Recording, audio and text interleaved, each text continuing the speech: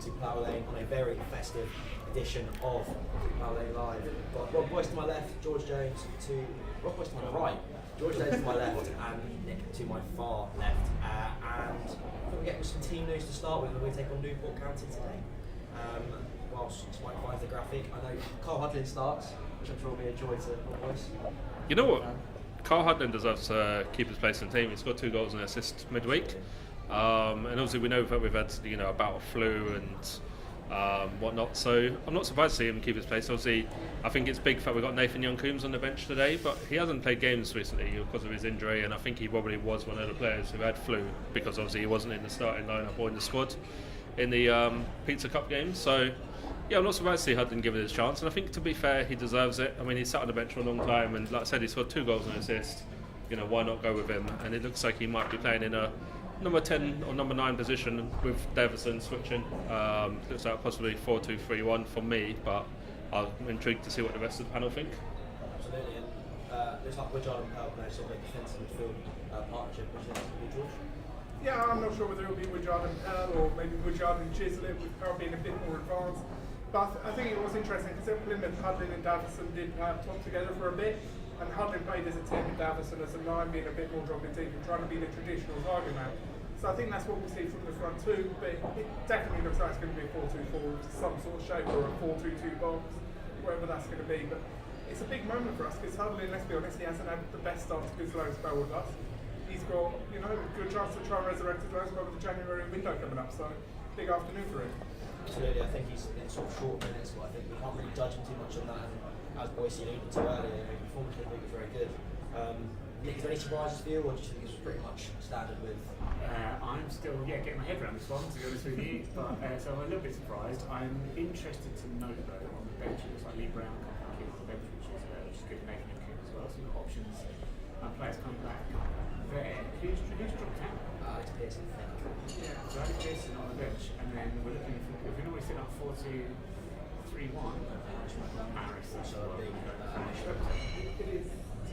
Yeah, I do want to say Paris Magoma is ruled out for 4 to 6 weeks. It is in the programme notes that he has picked up an ankle injury, so he's the one who dropped out as well. Okay, so the only thing I say about formation is really, if we're going to go like 4-2-4, you want that to become a 4-4-2 when you're defending, so you're asking a you and Ethan Chisholm to fill in the gaps, and I think Ethan will probably do that without any issues, and a you is something we've got left from him to make, otherwise we're very exposed in the forward areas, I expect. Absolutely, and you imagine Ayub will be outright, we're ahead of a very experienced player who, although for me has really impressed since he's got himself into the team in that place, and kind of almost made that place his own. Fine, Ogden there, who's also missing out today, and also Chris Gummins, who returns from World Cup duty. But yeah, I'm really impressed with him, and it'll be interesting to see how him and Ayub work, or if Ayub and Chisholm switch sides maybe, and kind of do what Rudy and Ayub used to do last year. Where they would switch wing, and you'd be watching the game as a fan, and you'd be like, oh, they switched all of a sudden. I think that was a real element of surprise we had going into there. Harry Pell mentioned, obviously, just before the Christmas break, how good the team spirit is at the moment, and I think that'll be another big thing. We're 8 unbeaten, going into a good run of games now, which we've got today, which is Newport home, Colchester on the 29th, and then New Year's Day away to Sutton. So good run of games, good chance to extend that big streak. Yeah, you know what? It's a good run of fixtures for the Christmas New Year period. We don't have to travel too far. And to be honest with you, obviously, if we have ambitions to reach the playoffs or go up this season potentially, I think this week we really need to be looking at getting 6 or 7 points minimum. And like I said, it's a good opportunity. We've got, like I said, we've got far to travel on New Year's Day to Sutton, local derby for us, and then obviously today against Newport, I think is definitely a winnable game. Maybe pick up a point on the road to Colchester, and like I said, 7 points this week would be big for us. Absolutely, I have to agree. We look to today, obviously, our opposition's Newport County. I saw the club did a feature midweek, and we had a lot of players that played both teams. The list was endless. I was thinking, well, I know there's been loads. Christian Joy is straight to mind. Yeah, pretty much the entirety of that Conference League 2 side. Joe Day as well. We started with goal today against us. Joe Day. Joe Day, yes, of course. Hartigan. Anthony Hartigan. Absolutely. I think George Schilling get the Newport County one for us now, so we can. Yeah, I mean, it's hard. What I say for Newport, just quickly, it's hard for them because you don't really want to trigger this on Boxing Day. Boxing Day for your local games. I know they're a little bit difficult for them in this division. There's not an obvious choice. I think someone referenced Swindon Townsley earlier, perhaps. But it's not ideal for them, so it's a long way to go, and I think that can work against us, because I think we've got a team that give them a difficult away fixture boxing day. They want to make this trip for their fans really worthwhile, so they'll be really up for it, I expect, and struggling a little bit, I think. Yeah, they're down in 18 or 19, I believe. But their lineup there, they are going to actually put the pronunciation from Harrison. Drysdale, Dimitri is their captain, Norman, Aaron Lewis, Bennett, Mariah Welsh, Waite Evans, and then Zanzara up front. Rings a bell, because I think it was Matt Nixon as a recent. And then bench is Townsend, Dolan, Wilmot, Wildig, Bowen, Collins, and Bowen. Yeah. I think we're going to head into some highlights now from some previous games.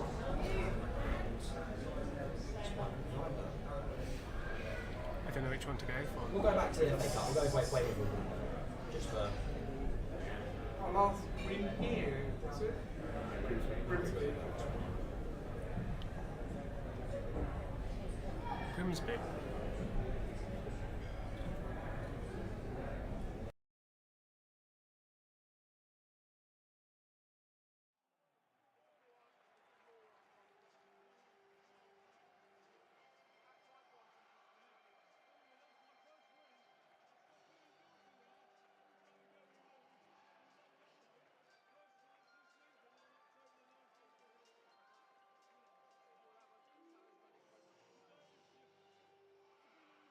Dealt with by Fete, who does well. Grimsby are looking punchy and dangerous on the counter-attack, and here they go again. And Fete is out on the right. It's played through the middle. Here come Grimsby. It's been turned home, but he's offside.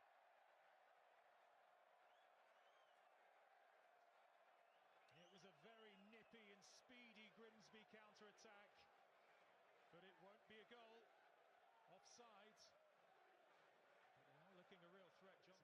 It's a nice football, Grimsby. It's a lovely ball into the area, straight at the goalkeeper. Mr. Way win was at Stockport. It's home form that's been the problem for the Mariners. It's a lovely flick. Harry Pell. He's got a Sal in front of him. Here's a Sal. Good delivery. Great save. Really important stop. Touches it back. It's not a bad looking delivery, and the acrobatics, and it's over. Asal. That's a lovely ball forwards. Here come Wimbledon. Better football from the hosts. There's Asal. Over. Is that going to affect them? Fete had a decent first 45 before his horrible looking injury. I do hope he's okay. But, here come Wimbledon. Just wide. Big chance in the second half. And it's their main. Ayub Asal, 9 goals in all competitions this season. 7 in his last 10 games. Desperately close. You'd have to fancy Wimbledon in the second period. They've looked sprightly since the interval. That's nodded forward, and that's poked home. Ethan Chislett on the hour mark for Wimbledon. And it has been coming. A 5th league goal of the season for Ethan Chislett. And Wimbledon's second half performance merits that. Wimbledon 1, Grimsby. Grimsby have it all to do. And they're being outplayed at the moment. This is a different Wimbledon performance in this second 45 so far. They're all over the visitors. They're purring at the moment, just jab wide. They do look a threat every single time they come. And Grimsby finds something. Been at the best in the second half. They've worked this nicely. Chance for Grimsby. Great challenge. Really good challenge. But he might have injured himself in the process. Desperate Don's defending, but that is superb.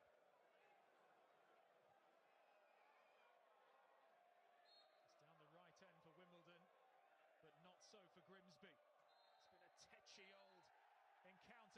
but it's the Dons who have come through it. A 5th win in 7 league games and a 3rd in a row at home for Wimbledon. There we go, and that was some highlights from our home victory over Grimsby. I realised my throwback to Weymouth in the cup was a bit of a time travel back in the past. Do you know what, the Grimsby game I thought wasn't particularly eventful. Obviously, Harry Pell and the keeper coming together. Whatever happened there, I don't know. Apart from the win, it wasn't really a memorable game. I think there was a bit of nothing, you know. We were watching it all the way through, but any kind of points? No, you know what? We just edged that game, but look, every game isn't going to be memorable here at Plough Lane. Like over the course of a 46-game season, not everyone's going to be a classic. Main thing is we got the job done. We kept a clean sheet. We nicked the goal. We got the 3 points and moved on to the next one. Not every single game you can win 4 or 5-0 and play, Pep Guardiola football. So especially in League Two on some of the pitches we travel to. I just think it was a professional performance. Obviously we've got a run of games at the moment where we are unbeaten in 7 or 8 now, and I think the confidence and momentum kind of just got us over the line that day, to be honest with you. Yeah, I think it's a big thing we had recently about that momentum and confidence in the squad is really showing in holding games out from there up until the 90th minute. We've had quite a lot of experience games and issues where we weren't seeing games out. George, what did you take from the Grimsby game?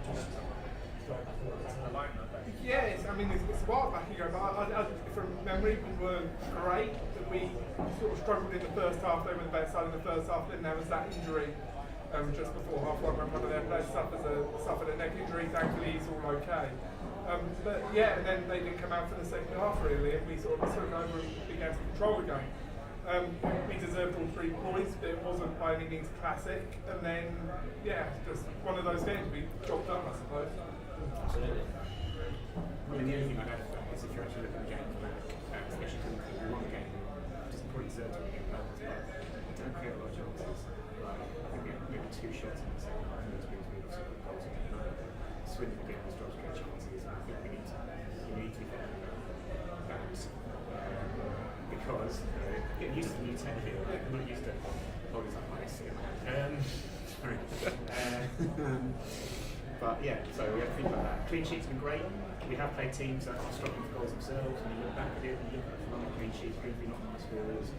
When we played Swindon, they weren't scoring goals. Swindon not scoring goals. So, when you look at the George is one. especially with slight tweak today. Yeah, you have to think about it. We want to actually be quick Newport pressure from early on. Because we need to actually start thinking about get a bit more creative. Actually, the goal we scored, I must point out also, was from a foul throw. So yeah, I love it.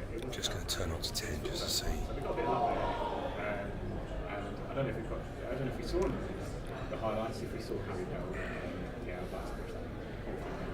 That would be fun. It looked a little bit. What's the word? It looked a bit. Harry Pell was in the work, shall we say? Yeah. He was reacting though, but it was top. But like we've always said, you don't want to win the fair play awards. You want to win.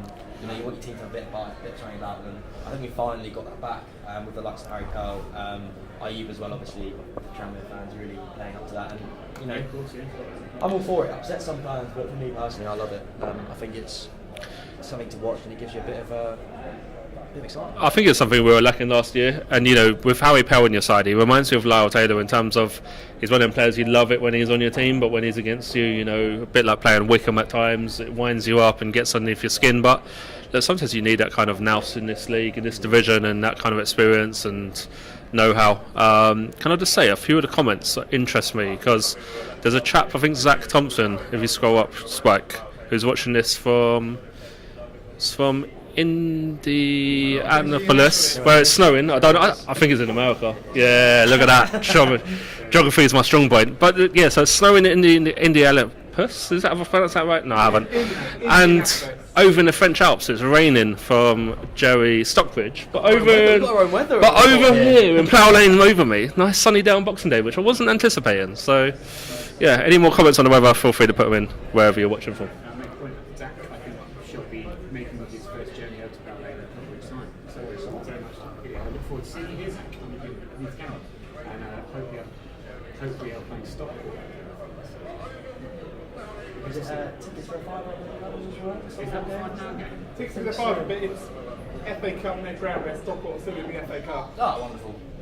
I was just making sure if it gets us saw a comment there that was actually saying George Orley. I think that might just be spiking up on us to hear. I think it's probably an editorial decision rather than anything else.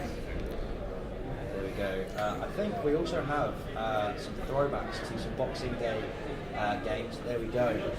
Portsmouth 2-1 Wimbledon, which we will get for you. That's a poor ball looking for Gareth Evans, and Wimbledon come back here, but Jamal Lowe steps in. Ben Close fires it, goal! And scores! Right on the stroke of half-time, 25 yards out. The Blues by Ben Close. Right this time, it's Christian Burgess, and it's a penalty. Well, the ball deflected off Christian Burgess. He looked as if he chested it away, but there's no protests from him. McGee skipping on his line. Here's Taylor. Hammers it goalwards. A tremendous penalty right into the roof of the net. And it's Pumpy 1, AFC Wimbledon 1. Yeah, disappointing. He's got Gareth Evans going outside him. Evans with a cross, deep cross this time. And Fuller pushed Brett Pittman in the box, and it's a penalty. A deep cross. That's another soft one, I think. Pittman missed at Charlton. Here he comes. This time he scores. And it's Portsmouth 2, AFC Wimbledon 1. Larger step.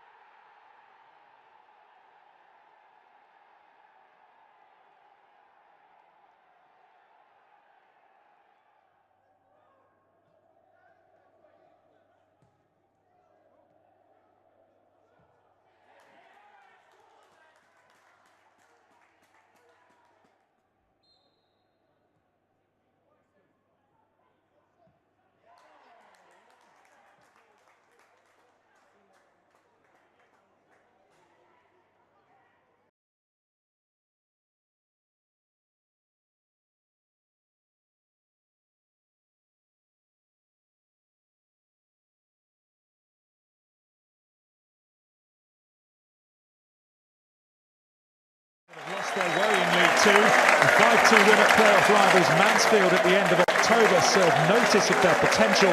They've picked up only 1 point in 3 league games since to slip out of the playoffs. The Robins need a win today against in-form Wimbledon. The Dons head to Wiltshire on the back of a 7-game unbeaten run, which has fueled hopes of a playoff push. Another success today would lift them above their hosts in the table. Swindon strong at home though, only 2 defeats in 12 here, winning 7 of those. And now the Wimbledon early chance. Davison against his old club. Great save from Bryn. Leading frustrating Swindon at the moment. Oh, that's a loose pass though, and this might be picked up by Wakeling, who spreads play out to the right. Swindon pouring forward here, but again the third. They perhaps should score more, but that was a very, very poor pass, and Wimbledon will go over halfway. It feels a little bit sluggish at the moment from both sides, but that's a really good-looking ball. Wimbledon in behind here. And Hutton had to put that behind for a corner. This is better. It's Darcy who's done well. And now Williams in space. He's got shade out wide. Williams goes for goal himself.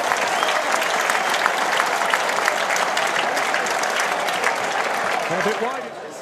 Wimbledon, though, do have a corner kick. What can they make of it? Plenty of Wimbledon bodies in the area. Headed over. Kalambai. Williams on the turn. Wimbledon shackling them at the moment, though. Indola's done well. Lovely play. Cries have hit it from the crowds. It wasn't too far wide. Swindon probing. Looking for something. Can they create something here? That's a good ball. Darcy lays it off. Well hit. Great save. Nikola Tsanev. Perhaps Swindon's best chance of the game. Called off. Darcy. Hutton. That's a good looking ball from Hutton. Headed over. We are back after watching both the highlights from some of the Boxing Day games and also our recent 0-0 draw to Swindon Town. A game described by George Jones as the nillest of all 0-0s, and I have to agree, there was not much of note, apart from as we were watching it back, an absolutely wonderful Nick Dennis say, because we'll put in some propaganda for him where we can. George, obviously I know you attended the game, what were your kind of takeaways from it, if any? Yeah, like you said, I said, it was the nillest of 0-0s. Neither team really created any clear-cut opportunities. Neither team really threatened the goal. I know you will defend Nick Zanet's incredible save, but yeah, it was neither team looked like to score, and it was one of those where I think we could have been playing for the last 2 weeks, and it'd still be 0-0. I think it's just one of those days. They happen. Two teams that have defended quite well, and then hopefully we'll see a bit more action today. Because Nick was talking about it when talking about a Grimsby game. We don't create many chances. That showed in the Swindon game. So it's something that we have to see right today, especially considering we're starting with what's looking like it's going to be a front four. Absolutely, and George obviously looks to today, and Josh Davison and Hudlin up front. Do you think Hudlin can take on that Pell role of pulling some defenders away, using his big frame to sort of distract players so Josh Davison's got more freedom? Well, he's going to have to, isn't he? We were talking off air about Hudlin being 6'9". He, like it or not, some people just say he's not a target man. For me, he is, because he's got to win his aerial duels, he's got to hold the ball up, he's got to link up play. It'll be interesting today to see where Pell does end up lining up, especially with Chislett. Like I said, I personally think it'll be a 4-2-3-1 with Pell playing in the Paris role a bit deeper, personally. But we'll see. Some people on the panel think it'll be a 4-2-4. I still think we'll stick to the 4-2-3-1 with Vassell on the left, Chislett on the right. So yeah, like I said, it'll be interesting today. Yeah, sorry, just in terms of a 4-2-3, not to pick at your thoughts, just genuinely intrigued.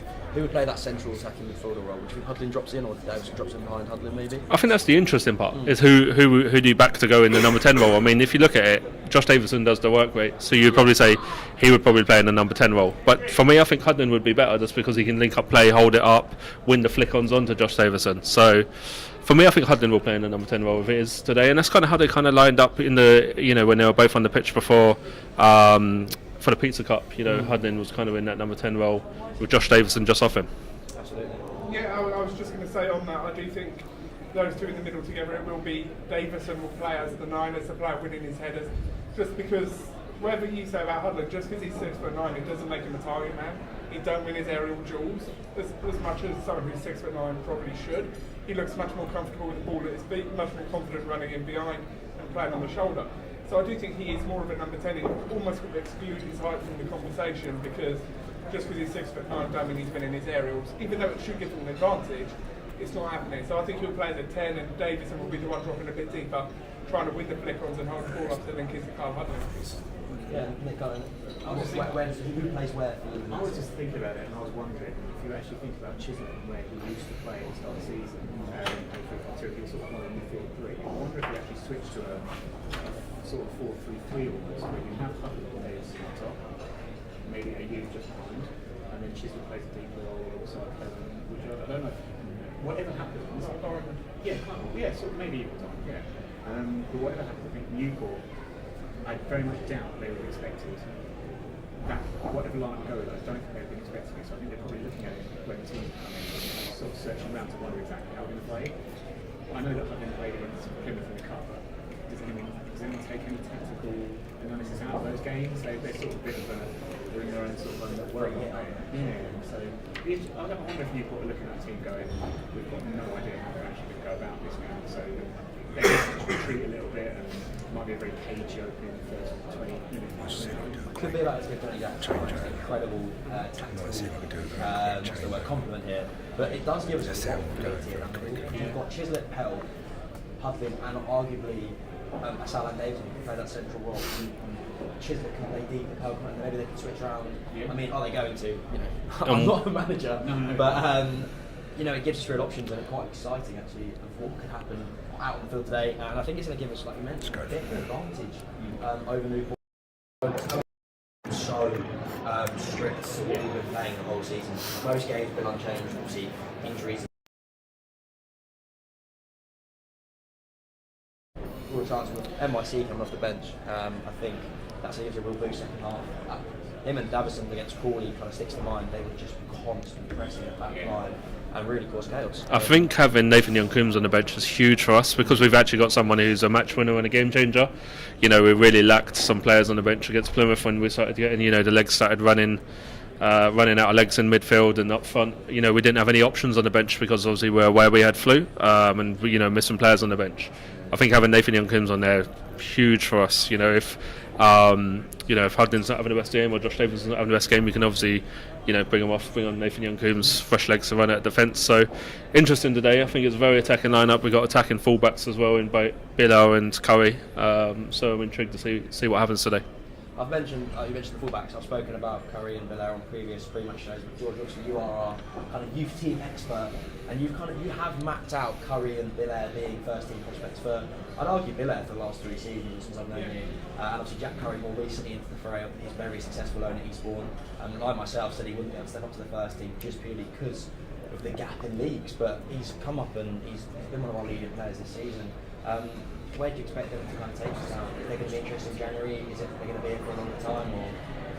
Yeah, but I think Jack Curry has been absolutely incredible. He's probably the first name on the team sheet for this year as far as what he's done and the way he's established himself. Obviously, Huss has only come in the last couple of weeks, but like I said earlier, it's probably made that right back spot his own, overtaking Chris Gunter, overtaking Isaac, who started the season there as well.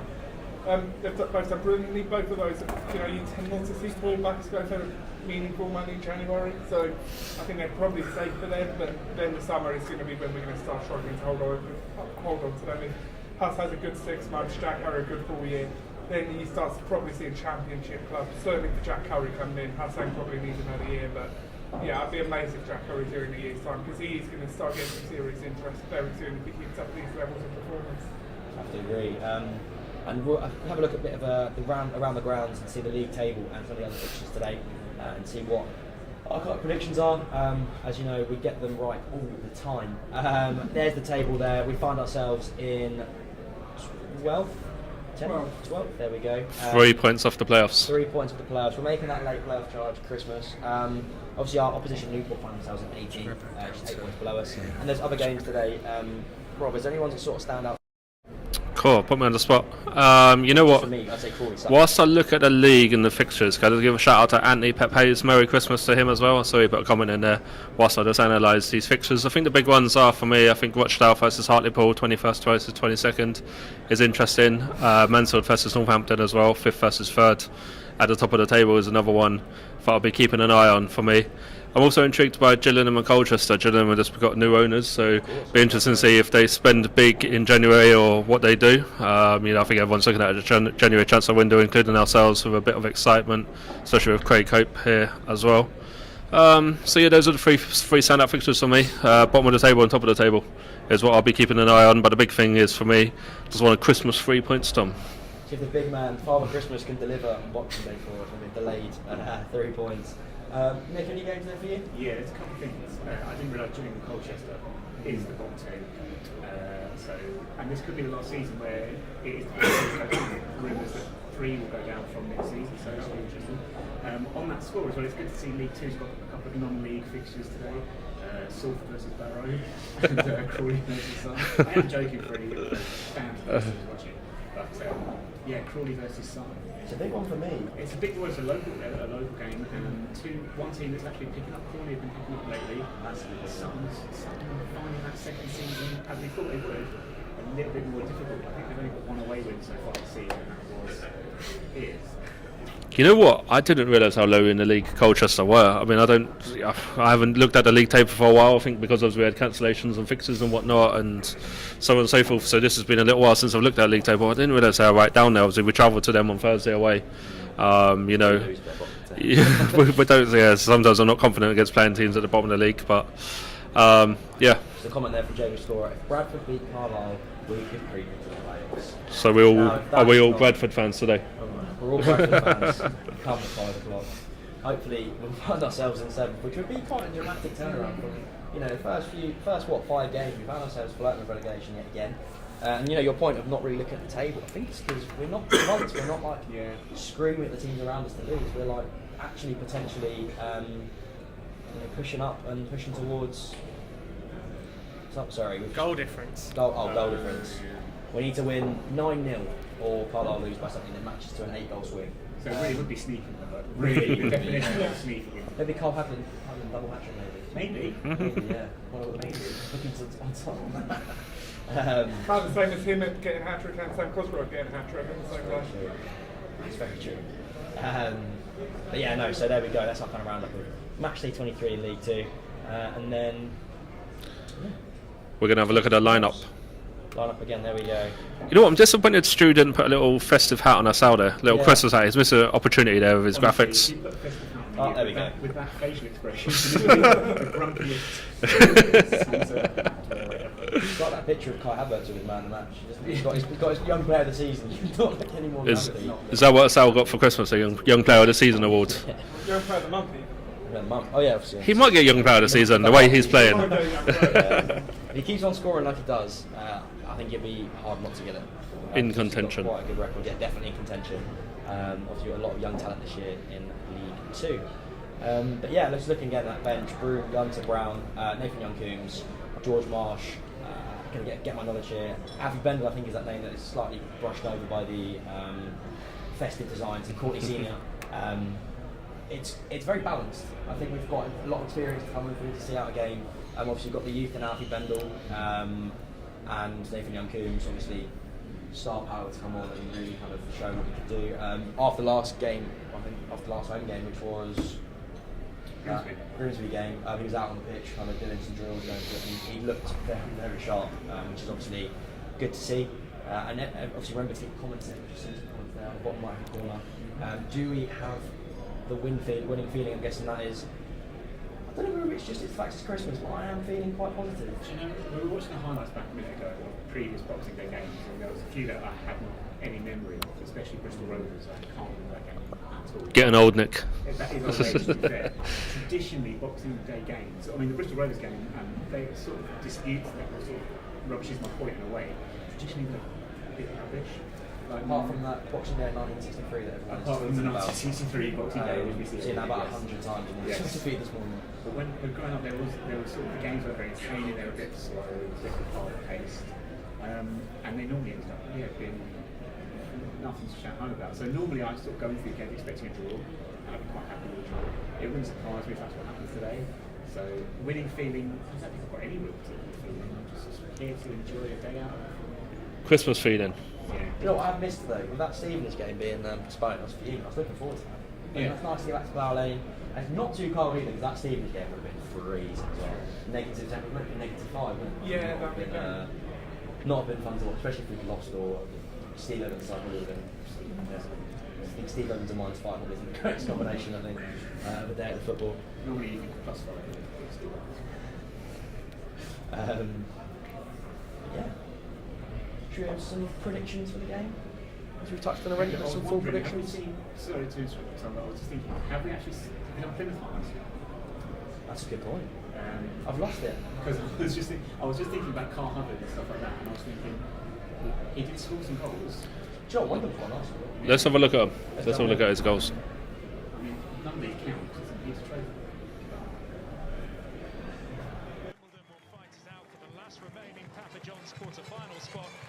days later than planned with the home park pitch now recovered from the big freeze. League One table toppers Plymouth have never reached the last 8 in this competition, and they'll have to be on their game tonight against the Don side, who are 8 games unbeaten in League Two. Wholesale changes for Plymouth, with only Butcher and Scar surviving the win over Morecambe. The Dons also make changes from their last league game 11 days ago, but regulars like Asal. A chance perhaps for the South Londoners. Started brightly at home park. That's fist into the area and headed home. It's a golden start for Wimbledon. It's taken only 10 minutes down in Devon, and Kyle Hudlin has them in front. Plymouth have not got going yet. It is all Wimbledon. The division below Plymouth Argyle, remember, going well in League Two at present. It's good robust work from Davison. It's a decent looking ball into the area. Plymouth haven't defended this at all well, and Hudlin has blasted it home. What is going on? A second Wimbledon goal, 17 minutes on the clock. Plymouth in disarray. Davison with good work. Courtney Senior with a brilliant delivery into the area. Plymouth just don't defend it well enough, but that is some finish from Kyle Hudlin once again.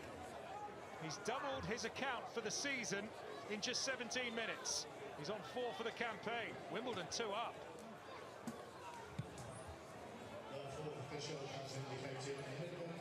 Plymouth needs something before the break. It's been a dreadful first half. One of the League One leaders. Is it going to get worse for them? Wimbledon have been absolutely superb. They might get a third here, and they have. Right on the half-time whistle, Ayub Asal. It's getting worse for Plymouth. And Wimbledon in dreamland. Right on the buzzer, pretty much. Plymouth carved open again. A 10th in all competitions for Asal this season.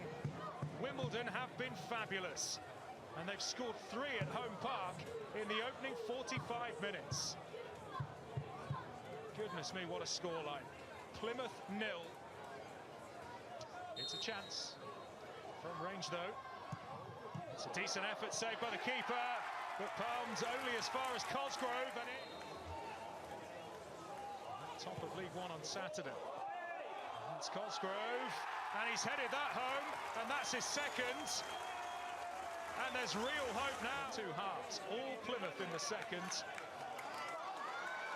And here they come again, waltzing through Wimbledon defenders. Cosgrove for the hat-trick. And there's his treble. Oh, Hudlin scored twice in the opening 17 minutes of this game. Can he score a third from the spot? He does. He gets Wimbledon off to a flyer on spot kicks. This is Ryan Hardy, 10 in all competitions this season for Plymouth. What a save that is! It's a Towler to put Wimbledon 2 up in the shootout. Brilliantly taken penalty. Plymouth with it all to do. Cosgrove, surely he won't miss. Surely. Hat-trick in the second half. And he doesn't miss. He scores again. Lifeline for Plymouth, 2-1. The side, the magician in that Wimbledon front. Very confident, but he's had that one saved. Out to take Plymouth level at 2 apiece, which he does. Brilliant penalty. Steered into the top corner. Fisher. Oh, he's blazed it over. It's a poor penalty. Advantage, Plymouth. It's dreadful. Not even on target.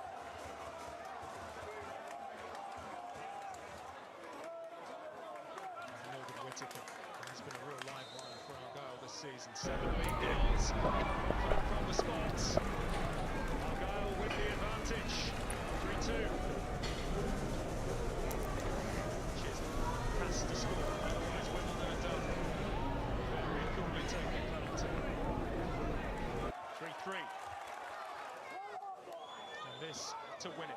for Plymouth Argyle. It really would be the unlikeliest of wins. It's Barley Mumba to send Plymouth through, which he does. This is astonishing. The Pilgrims prevail on penalties. An outstanding win for Argyle. There we go. Some highlights from our midweek John's Trophy action against Plymouth. I think time is getting close to kick-off, so we'll round up with some predictions, and then we will get to our seats, I think. Rob? I think we are going to draw today. I think it's going to be 1-1. Nice. Yeah. Goal scorer? Oh, no, you're asking. Kyle Hudlin. He's in form. We're going to back the big man. There we go. I think it will be 2-1. I was hoping you weren't going to ask me that. I have to say it's 2-1 to us. And I think I'll say Carl Hudlin. Brace. No, just one. Chisel at the other. Nice. Can I get a scoreline and not say who's going to win? No, I think I agree with Rob. I think I'll be a draw. I'll go 1-1 as well, actually. I fancy Harry Cole to score 1 goal today. A bit rogue. No idea. Yeah, we might lose 4-0 for one. I mean, I've got a horrendous chance of winning that predictions, so I'm going 1-0 Wimbledon. Josh Dowson getting himself back in the score. I think we get himself back for the next few games. Can I just give a shout out to Marco9, who's playing Football Manager and he's in the Championship. Ayabasao, Alfie Bendel and Zach Robinson doing the bits for him. So any of you got Football Manager for Christmas, those are the 3 players to keep hold of if you're doing a Wimbledon save. So enjoy your Football Manager save today, Marco. Obviously watch the Wimbledon game first and then play that after. And hopefully you get 3 points.